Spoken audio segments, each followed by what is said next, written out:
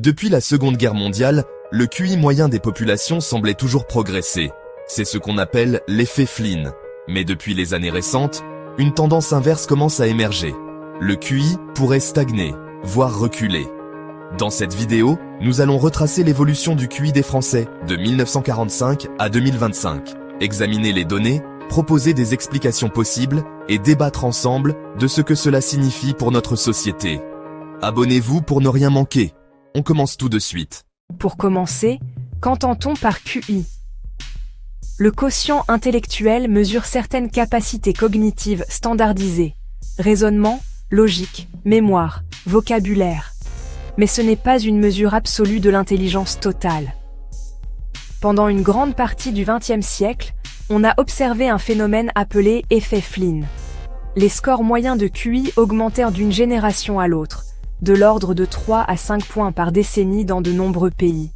Effet Flynn. Cette progression est souvent attribuée à des améliorations environnementales, meilleurs soins de santé, nutrition, éducation, stimulation cognitive, accès à des environnements plus complexes. Mais attention, ces gains ne sont pas éternels ni uniformes. L'effet Flynn semble ralentir, s'aplanir, voire montrer des signes d'inversion dans certains contextes. Après des décennies de progression constante du QI moyen, des signes inquiétants montrent que cette montée s'est essoufflée, et que dans certains pays, y compris en France, une stagnation voire un recul commence à apparaître. Par exemple, l'étude A Negative Flynn Effect in France de 1999 à 2008-9 de Dutton en ligne affirme que les Français auraient perdu environ 3,8 points de QI en 10 ans entre 1999 et 2009. Mais d'autres recherches, comme Gontier, Grégoire et Besançon 2021, contestent ce recul. Elles montrent que la baisse apparente ne concerne que certains sous-tests fortement dépendants de la culture, tandis que les tests mesurant des capacités plus abstraites restent stables. Donc aujourd'hui, on ne peut pas dire avec certitude que le QI baisse partout, mais les signaux de stagnation sont suffisamment persistants pour se poser la question: depuis quand exactement ? Et dans quelles conditions cette baisse semble-t-elle se manifester ? Quelles sont les raisons possibles de ce recul du QI ? Plusieurs hypothèses scientifiques sont avancées. Aucune n'est certaine, mais toutes méritent qu'on s'y attarde. Pollution atmosphérique. Respirer de l'air fortement pollué, surtout quand on est enfant ou fœtus, semble réduire les performances intellectuelles. Par exemple, une étude montre qu'une augmentation de 2,5 UGM3 de particules fines, PM2,5, autour du domicile, est associée à une baisse de 1 point du QI de performance chez les adolescents. Exposition prénatale aux perturbateurs endocriniens. Certains produits chimiques, comme des phtalates, présents dans l'environnement ou les produits de consommation, pourraient altérer le développement cérébral. Par exemple, une étude menée à New York montre que les enfants dont les mères avaient été fortement exposés à certains phtalates pendant la grossesse avaient un QI plus bas de 6 à 7 points. Changement dans le système éducatif et les pratiques culturelles. Baisse de la lecture, programme plus simple, moins d'efforts cognitifs profonds, attention fragmentée par les médias courts, réseaux sociaux, etc. Ces facteurs sont souvent cités dans les analyses comme susceptibles d'éroder la stimulation intellectuelle. Nutrition, santé générale, inégalité sociale. Moins de carences nutritionnelles, mais certaines populations restent défavorisées.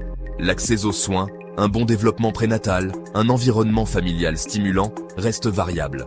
Biais méthodologiques, changement de test, changement dans les populations testées, les échantillons diffèrent avec le temps, diversité, inclusion de milieux moins favorisés, les versions de tests changent, et la norme statistique peut évoluer, ce qui peut donner l'impression d'une baisse, alors que ce pourrait être un effet de mesure. Ces différentes hypothèses permettent de poser des pistes: pollution, produits chimiques, éducation, style de vie, ou encore des effets combinés. Et vous, laquelle vous semble la plus probante ? En 2025, où en est-on vraiment ? Si les tendances observées depuis les années 1980-2000 se prolongent, plusieurs scénarios sont possibles.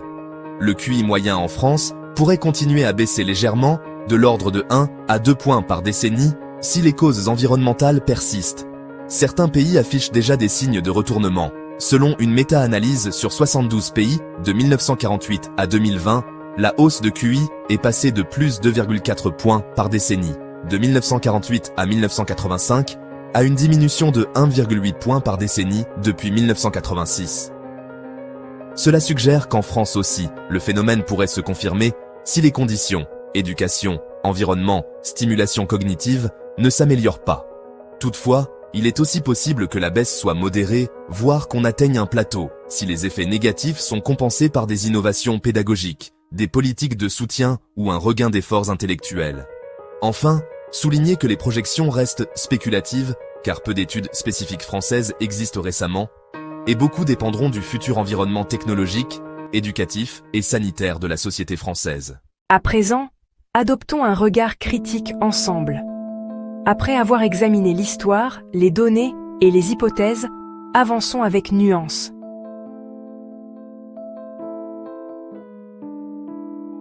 Les arguments en faveur d'un signal réel sont nombreux. L'effet Flynn inverse se manifeste dans plusieurs pays, ce qui suggère que le phénomène dépasse un simple artefact local. Toutefois, il faut garder à l'esprit que beaucoup d'études s'appuient sur des échantillons limités ou des méthodologies hétérogènes.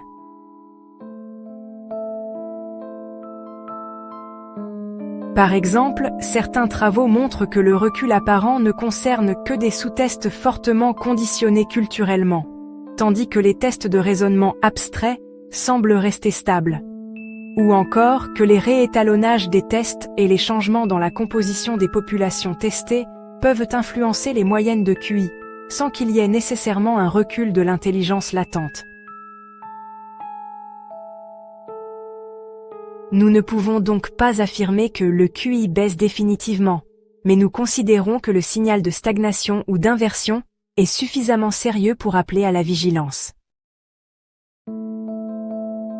Nous invitons à la réalisation d'études plus solides en France, avec des cohortes larges, multicentriques, sur plusieurs générations, afin de confirmer ou d'infirmer cette tendance.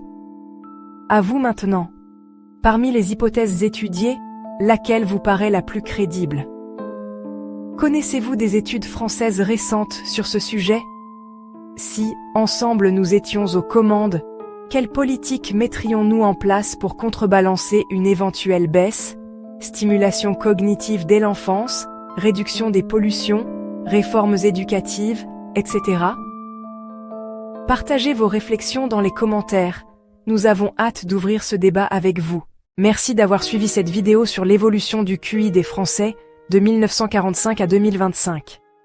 Nous avons vu comment l'effet Flynn a permis des gains importants pendant plusieurs décennies, avant que certains signes de stagnation ou de recul n'apparaissent depuis les années 2010. Nous avons exploré les hypothèses principales: environnement, pollution, nutrition, changement éducatif et méthodologie des tests. Si cette tendance se confirme, elle mérite notre attention et une réflexion collective sur les politiques à mettre en œuvre pour soutenir le développement cognitif des générations futures. N'hésitez pas à partager vos réflexions et vos propres observations dans les commentaires. Quelles causes vous semblent les plus pertinentes? Quelles solutions pourraient être envisagées? Abonnez-vous pour ne pas manquer les prochaines vidéos et continuez à suivre nos analyses critiques et nos discussions sur les grandes questions de société. Merci et à bientôt.